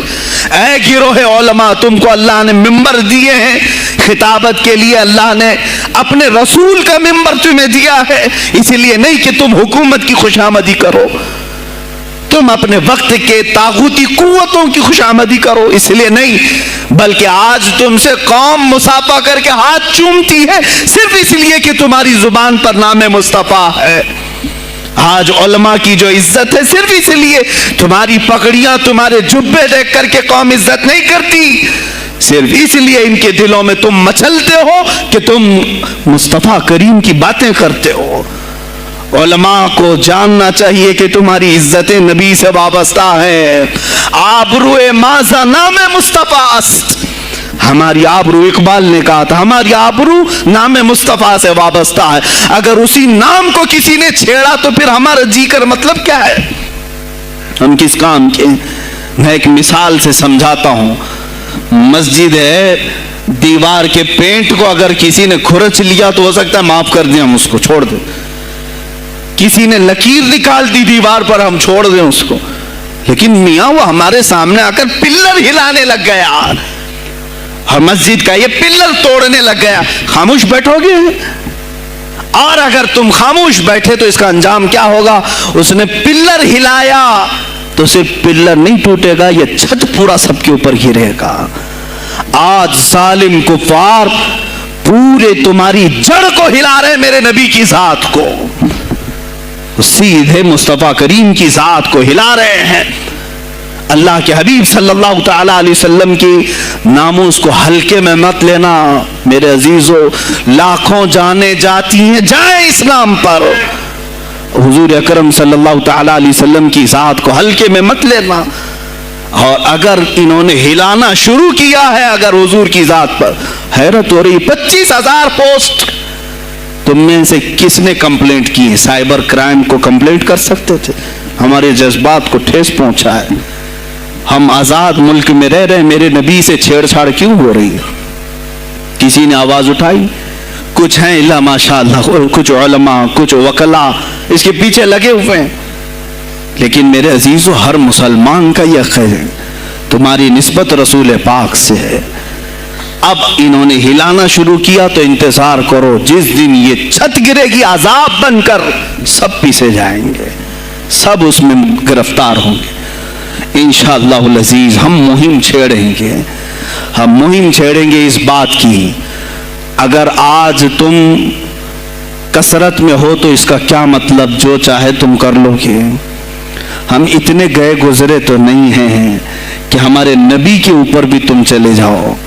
ہاں ہمیں رون دیا، ہمیں مار دیا، ہمیں قتل کر دیا، سب برداشت کر لیا، لیکن اب اس سے آگے نہیں برداشت کریں گے انشاءاللہ العزیز۔ میں آواز دیتا ہوں اسی منبر سے، اے گروہ علماء، اے جماعت صوفیہ، اے خانقاہ کے گدی نشینوں، باہر آؤ حکومت وقت سے ایک مطالبہ یہ کرو، اے حکومت وقت کے تخت پر بیٹھنے والوں، ہمارے ہند میں پارلیمنٹ میں بھی ایسا قانون پاس کرو کہ کوئی میرے نبی کی ذات پر بھونکے تو اسے موت کی سزا ہو جائے۔ ہم یہ چاہتے ہیں۔ اگر اس قانون کو تمہیں لانے میں کچھ زندگیوں کی ضرورت ہے تو یہ فقیر حاضر ہے اور میرے ساتھ بھی کچھ تمہارے لیے حاضر ہوں گے۔ لے لو ہماری جانیں اور ایک قانون ایسا بنا دو تاکہ قیامت تک پھر یہاں پر کوئی نہ بھونکے میرے نبی کی ذات پر۔ تم قانون صرف میرے نبی کے لیے نہیں، تم اپنے دیوی دیوتاؤں کے لیے بناؤ، شانتی سے رہو۔ ہم نے کبھی تمہارے خلاف بھونکا نہیں ہے، ہم نے کبھی دیوی دیوتاؤں کو چھیڑا نہیں ہے، اس لیے کہ اسلام اس کی اجازت نہیں دیتا، ہم گالی نہیں دیتے، ہم اسلام کی حقانیت سے بیان کرتے ہیں، لیکن خاموش رہنے کی یہ سزا ہمیں دی جا رہی ہے کہ ہمیں گالیاں دیتے دیتے یہ اب ہمارے نبی تک پہنچ گئے، ہماری ماں عائشہ صدیقہ تک پہنچ گئے، اور ہمارے تمام اکابرین اسلاف تک پہنچ گئے، اور 25 کروڑ کی تعداد میں خاموشی یہ اچھی نہیں ہے میرے عزیزوں، اچھی نہیں ہے۔ آج افسوس اسی بات کا ہے جن کو اللہ تعالیٰ نے اپنے نبی کی نیابت عطا کی ہے، وہ نائب رسول ہیں یا کسی خانقاہ کے گدے نشین ہیں، تم یہ مت سمجھ لینا کہ تمہارے آبا و اجداد کمال کے تھے، بزرگان دین تھے، تم چھوٹے جاؤ گے۔ نہیں، سوال تو ہوگا، تمہیں سوال ہوگا، مجھ سے بھی ہوگا، میں یہ نہیں کہہ رہا ہوں کہ میں کوئی الگ ہوں، سوال ہوگا۔ آؤ سر جوڑ کر کے ہم اس سلسلے میں کوشش کریں۔ غوث پاک رضی اللہ تعالیٰ عنہ کا یہی میسج تھا۔ ہندوستان میں شہاب الدین غوری نے جو پرچم اسلام لہرایا وہ آج تک اس کی دین ہے کہ مسلمان زندہ ہیں، یہاں مسلمان باقی ہیں۔ پوری دنیا میں نظام کو صحیح کرنے کے لیے آواز اٹھانا یہ بھی اولیاء کاملین کی بات ہے، ان کی صفات ہیں۔ صرف اپنی خانقاہ میں اللہ اللہ اور ذکر کرانا ہی ان کا کام نہیں تھا، وہ دلوں کو تو دھلتے ہی تھے، لیکن جو نظام سنبھال رہا ہوتا اس کی باغ ڈور کو بھی دھلتے تھے، اس کی بھی صفائی کرتے تھے۔ تو اللہ کا ڈر رکھنے والا کرسیوں پر آئے، جو کسی کا خون چوسنے والا نہ آئے۔ عزیزان گرامی اوقات، اپنے سیاسی شعور کو بھی بیدار کرو، سیاست کو سمجھو، تم کب تک استعمال ہوتے رہو گے؟ اب اس میں علماء کو بھی آنا چاہیے کہ ان کے سیاسی شعور کو بیدار کرے۔ تمہارے ساتھ آج جو کھیل کھیلا جا رہا ہے، تم ہر ایک کی جے وجے کرتے ہوئے ہر پارٹی کے پیچھے جاتے ہو، تم نے آج تک اپنا قائد نہیں ڈھونڈا، اپنا قائد نہیں ڈھونڈا۔ اور ان کو دیکھو، وہ کہتے ہیں کہ اگر پیٹرول 200 لیٹر بھی ہو جائے تو ہمارے قائد تو یہی ہیں، اس لیے کہ ہمارا ہم مذہب ہے، وہ ہمارے مذہب کی بات کرتا ہے۔ تمہارا کون ہے میرے عزیزوں؟ تم کسی پر متفق نہیں ہوتے، اور جو تمہارے لیڈر ہیں وہ کسی اور کے پلو میں چھپے ہوئے ہیں، ہاں کسی اور کی گود میں بیٹھے ہوئے ہیں، جا کر کے یہ سارے مسلمانوں کو کسی اور کے ہاں بیچ کر کے آتے ہیں۔ یہ سیاسی شعور بیدار کرو۔ مجھے معلوم ہے میری یہ باتوں کا سب سے زیادہ ایکشن کون لے گا، مجھے معلوم ہے، سب سے زیادہ کس کو کھلبلی مچے گی وہ بھی مجھے معلوم ہے، اسی لیے کہ میں ان سیکولر پارٹیوں کے بارے میں بول رہا ہوں جو چہرہ سیکولر بتا کر کے ہم آپ سب کے ووٹ لے کر کے چلے جاتے ہیں۔ اور پھر مجھے بتاؤ جن کو تم اپنا مسیحا سمجھ کر کے ان کے پیچھے جے جے کرتے گھومتے رہتے ہو، تمہارے مذہب پر آج کیا حملے نہیں ہوئے ہیں؟ کیا نہیں ہوئے؟ کشمیر آج تک جل رہا ہے. کہاں یہ کانگریس کیوں نہیں بات کرتی ہے جو پورے مسلمانوں کی مسیحا ہے؟ کہاں ہے وہ سماجوادی، وہ بی ایس پی، فلاں فلاں فلاں جو پارٹیاں جن میں سب مسلمان جاتے ہیں؟ کیا ان کو اتنا بھی شعور نہیں کہ وہ پارلیمنٹ میں اس کے خلاف بات کریں، کہیں کہ یہ مسلمانوں کے ساتھ ظلم ہو رہا ہے، ہم ان کے ووٹ لیتے ہیں؟ نہیں بات کریں گے، یہ صرف اور صرف تمہیں استعمال کرتے ہیں. اور انہیں معلوم بھی ہے ہم نے ان سب کو خریدا ہے، ان کے لیڈروں کے منہ میں اپنی زبان رکھی ہوئی، یہ کوئی بولے گا نہیں، انہیں معلوم ہے. تمہیں یہ اندازہ نہیں میرے عزیزو. آج میں بولوں تو لوگوں کو تکلیف ہوگی. کشمیر کے ایسے حالات ہیں، رو رہے ہیں وہاں پر. ایک مولانا ہے، مسجد کے امام ہیں، انہوں نے کہا، باضابطہ حلفیہ کہا نوجوان میرے پاس نماز کے لیے آتا تھا، اس نے یہ کہا کہ حضرت کیا سوسائڈ کرنے کی اجازت ہے؟ کہا کیوں؟ کہا میرے گھر میں کچھ لوگ داخل ہوئے، میں ان کا نام ذکر نہیں کر رہا ہوں، کچھ لوگ داخل ہوئے، مجھے ہاتھ باندھ کر کے کھڑا کیا، میری ماں اور میری بہن کو ننگا کیا، میرے سامنے کپڑے اتارے اور ان کی عزت لوٹی، اور اس کے بعد مجھے ہاتھ کھول کر کے چھوڑ دیا. مجھے بتائیں اس کے بعد بھی جینے کا کوئی مقصد رہتا ہے؟ مجھے بتائیں اس کے بعد بھی جینے کا کوئی حاصل ہے؟ یہ سب تمہارے ساتھ بھی ہوگا. جہاں میجورٹی ان کی مسلمانوں کی تھی وہاں یہ ننگا ناچ کر کے دکھایا ہے، تو یہاں تو تم بہت قلت میں ہو. تمہارے ساتھ بہت کچھ ہو سکتے ہیں اب بھی اگر خاموش رہے. اسی لیے میں بار بار کہتا ہوں، اٹھو وہ گھر نہ حشر نہ ہوگا پھر کبھی، دوڑو کہ زمانہ چال اپنی چل گیا. تم اپنی سیاست کو منتخب کرو، تم اپنی قیادت کو منتخب کرو. اور اگر ابھی بھی سیاسی لاشعوری کی زندگی گزارتے رہو گے، لقمے بنتے چلے جاؤ گے، یہ کھاتے چلے جائیں گے. بات میں سلطان الاولیاء غوث پاک کی کر رہا تھا، لیکن مجھے یہ حالات پر گفتگو ضرور کرنی ہے، اس لیے کہ مجھے معلوم نہیں ہے کہ میری زبان پر کب تالے لگائے جائیں گے یا میری گردن پر کب چھری پھیری جائے گی، مجھے اس کا اندازہ نہیں. لیکن اے مسلمانوں، تم میری ذات سے الجھتے ہو تو الجھ جاؤ، مجھے اگر بلیم کرتے ہو، تانے مارتے ہو تو مار لو. چند دنوں کی بات ہے، جب تک میری سانسیں چل رہی ہیں تب تک مجھے گالیاں دو گے، لیکن جس دن میں بھی دنیا سے جاؤں گا اس دن تم ہماری باتیں یاد رکھو گے، اس دن یاد کرو گے. مجھے اپنے بچوں کو یہی بتانا ہے کہ اب وہ دور آیا ہے جہاں ممبروں سے بھی بولنے میں اب گھبراہٹ ہے. لوگ اپنے خوف کے مارے ایسے ہیں کہ اپنی روزی روٹی کے چکر میں میرے مصطفیٰ کی گالیاں سننا برداشت کر رہے ہیں. دیتا ہے دینے دو نا، ہمارا کیا بگڑتا ہے؟ اس پوزیشن میں تم آئے ہو آج، تمہارا امام جب اتنا بزدل ہے تو تمہارے دلوں میں کون سا ایمان باقی رہ جائے گا؟ اسی لیے شعور پیدا کرو. اگر اولیاء کی نسبت تمہارے دل میں ذرا برابر بھی باقی ہے تو اٹھو میرے عزیزو. آپ قیامت کے دن جواب دہ ہوں گے میرے نبی صلی اللہ تعالی علیہ وسلم کی عظمت پر. آج جو حملے ہو رہے ہیں یہ ہماری زندگی کا سب سے بڑا ایشو ہے. آج مطالبے کرو، مانگو تو کس چیز کو مانگو؟ بس یہ ہے کہ میری نبی کی عزت سلامت رہے، مجھے دنیا میں اور کچھ نہیں چاہیے. اتنا مطالبہ تو کر سکتے ہو، اتنا مطالبہ کرو، اور پھر دیکھو میرے مصطفیٰ کی طرف سے انعام کیا ملے گا، اللہ کی طرف سے انعام کیا ملے گا. ارے وہ مرد قلندر جو پاکستان میں ابھی شہید ہوا، کس بات کا اعلان کرتا تھا، کس کو پکارتا تھا، کس کو للکارتا تھا؟ صرف یہی تو بات کرتا تھا کہ تاجدار ختم نبوت. اور میدان میں معذوری کے ساتھ بھی آ کر کہتا تھا لبیک یا رسول اللہ، اے اللہ کے رسول میں حاضر ہوں، اپنی جان لے کر آیا ہوں. اور تم یاد رکھنا، تمہاری ٹانگیں تو سلامت ہے، کل بروز قیامت ہو سکتا ہے تمہارا سامنا اس خادم حسین سے ہو، تمہاری ٹانگیں دیکھ کر کے پوچھی جائیں گی۔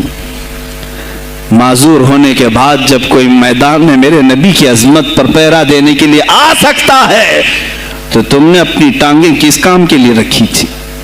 میرے عزیزوں، میں نے جتنی طاقت مجھے اللہ نے دی میں بول رہا ہوں، اب اس کے بعد کا محاذ تمہیں سنبھالنا ہے، آگے کی ہماری فکروں کو تمہیں لے جانا ہے۔ شاید اس زمانے میں ہم جی رہے ہیں جہاں اتنی آزادی نہیں ہوگی، چھوٹی سی بات کو آج بہت بڑا بنا کر کے اسے ختم کیا جاتا ہے، لیکن مجھے اندازہ ہے اس بات کا، ہندوستان کی آزادی میں بھی میرے اکابرین میں 30,000 علماء نے اپنی جانیں دی ہیں۔ کشمیر سے لے کر دلی تک ہر درخت پر ایک عالم کی لاش لٹکی ہوئی تھی، ان کی جانیں، ان کی قربانیاں رائیگاں نہیں گئیں۔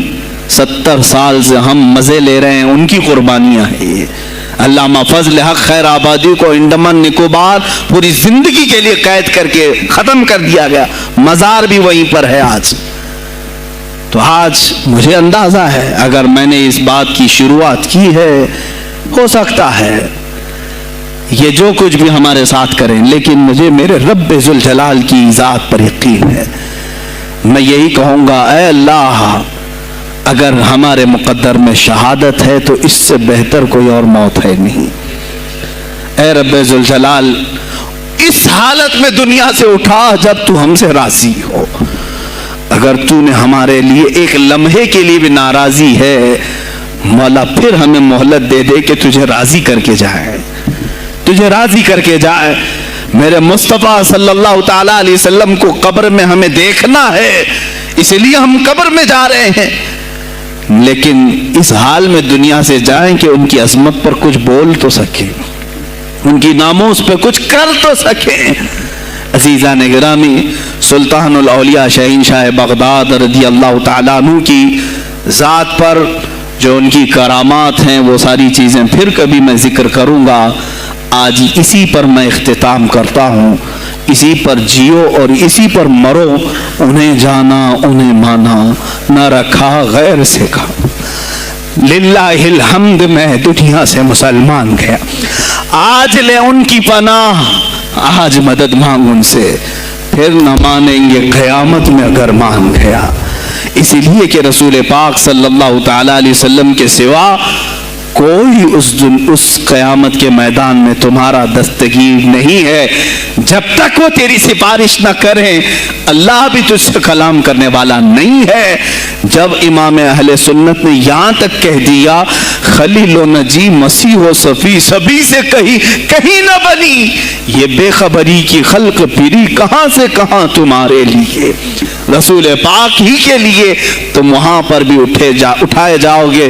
میں یہی میسج دے کر کے جاؤں گا جو میرے مرشد گرامی نے آخری وقت دیا تھا، زندگی یہ نہیں کسی کی کسی کے لیے، زندگی ہے نبی کی نبی کے لیے، نہ سمجھ مرتے ہیں زندگی کے لیے، نہ سمجھ مرتے ہیں زندگی کے لیے، جینا مرنا ہے سب کچھ نبی کے لیے۔ بلحوث سن، سیم و زر کی بندگی اچھی نہیں، بلحوث کہتے ہیں ہوس کا پجاری، خواہشات کا پجاری، میرا مرشد یہ کہہ کر گیا ہے میں، بلحوث سن، سیم و زر کی بندگی اچھی نہیں، ان کے در کی بھیک اچھی، سروری اچھی نہیں، ان کے در کی بھیک اچھی، سروری اچھی نہیں۔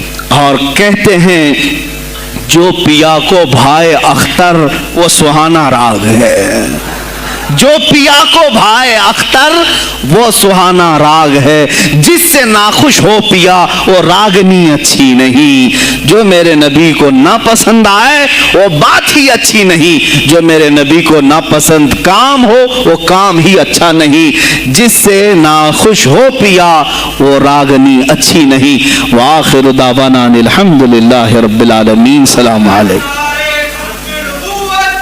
خدمت پہ لاکھوں سلام مصطفیٰ جان رحمت پہ لاکھوں سلام شمع بز میں ہدایت پیدا غوث اعظم کا دیکھو ذرا مرتبہ ایک اشارے سے مردوں کو زندہ کیا آج بھی لوگ کہتے گئے غوث الورا غوث اعظم امام تقی والنقی جلوہ شان قدرت پیلا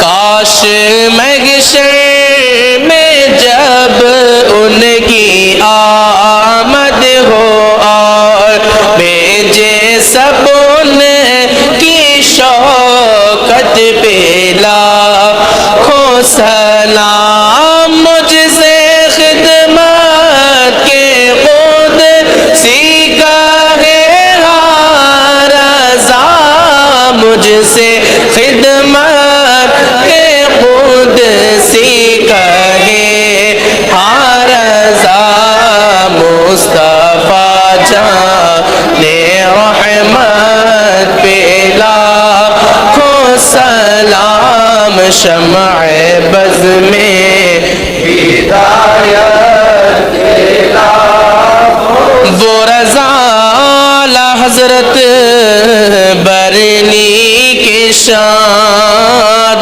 ڈال دی قلب میں عظمت مصطفیٰ جس کا سنی مناتے ہیں یوم رضا اس امام اہل سنت پیلا کھو سلام مصطفیٰ جان رحمت پیلا کھو سلام شمع بز میں ہدایت پیلا لا شرف النبی الاکرم محمد المصطفیٰ صلی اللہ علیہ وسلم وآلہ واصحابہ واولیاء ملتہ وجميع المسلمین والمسلمات الکرام الفاتحہ